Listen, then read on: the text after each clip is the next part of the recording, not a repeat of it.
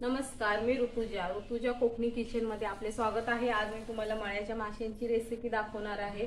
हे मळ्याचे मासे कोकणाकडे खूप फेमस आहेत आणि हे फक्त पावसाळ्यात मिळतात। आता हल्ली सगळ्या ऋतूंमध्ये मिळतात, पण पावसाळ्याचे जे मळ्याचे मासे आहेत ते खाण्याची मजाच खूप वेगळी आहे।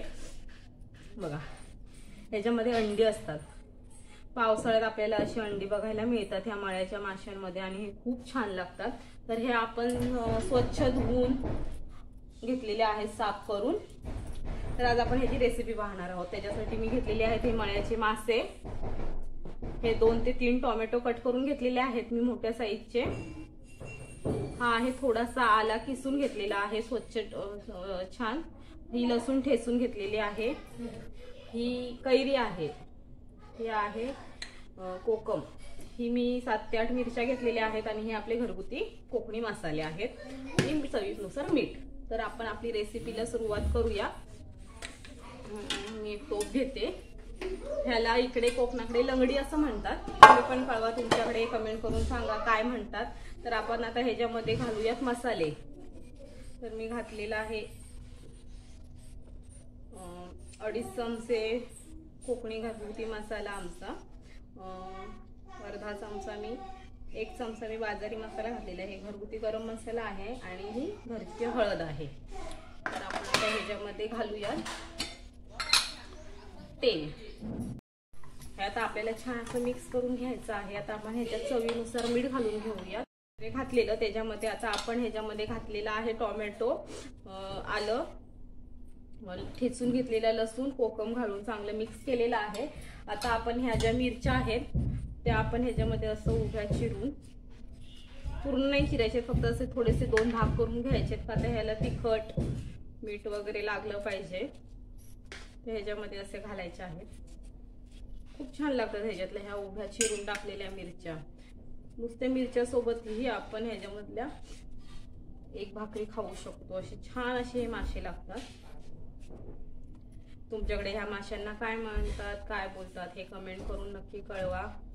आणि माझं काही चुकत असेल तर मला नक्की कमेंट करून सांगा, कारण की मी नवीनच आहे त्याच्यामुळे मला नक्की सांगा। जर माझं काही चुकत असेल तर मी माझी चूक दुरुस्त करण्याची नक्कीच प्रयत्न करेन। आता आपण ह्याच्यामध्ये घालूयात मासे।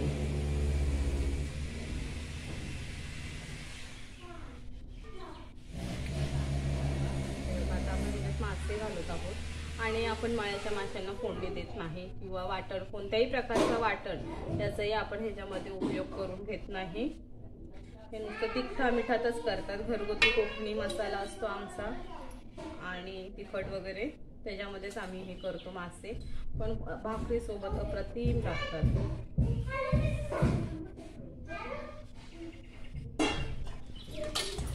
हे बघा, आता हे मासे आपण तिखटामध्ये चांगले मिक्स करून घेऊया।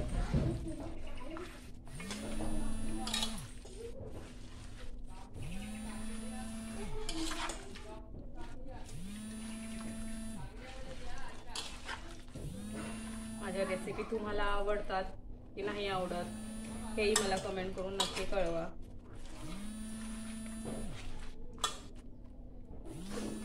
आवडत असतील तरीही सांगा, नसतील आवडत तरीही सांगा। ते बघा, आता ह्याच्यामध्ये चांगलं असं मिक्स झालेले आहे आणि आता आपण घालणार आहोत कैरी। कैरी पण आपण कटिंग करून स्वच्छ धुवून घेतलेली आहे। कैरी नसेल तरी चालेल, कैरीचं सीझन असेल तरच मच्छीमध्ये किंवा मच्छीमध्ये इकडे गावाकडे आम्ही कोकणी लोक कैरी वापरतो। नसेल तर आम्ही आमसूल म्हणजे आंब्यांचं असतं, तेही आंब्यांचाच प्रकार असतो की कैरीचं केलेले असते। मग ते आमसूल किंवा चिंच किंवा कोकम वापरतो। आम्ही जास्त सहसा कोकमच वापरतो। आता हे मासे आपल्याला मस्तपैकी झालेले आहेत मिक्स करून आणि आता आपल्याला हे गॅसवर ठेवायचे आहेत।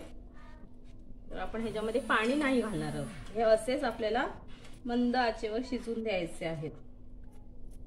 पाण्याचा वापर आपण थोडाही करणार नाही आहोत आणि कमी गॅसवरच ते शिजवायचे आहेत। आता आपण ह्याच्यावर प्लेट ठेवून घेऊया।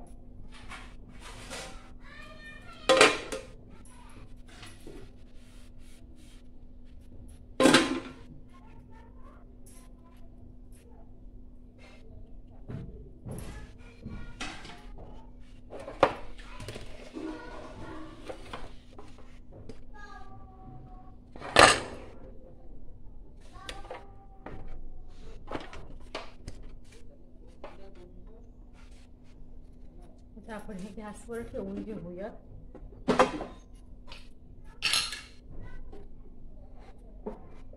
आणि आता आपण हे गॅसवर ठेवलेले आहेत.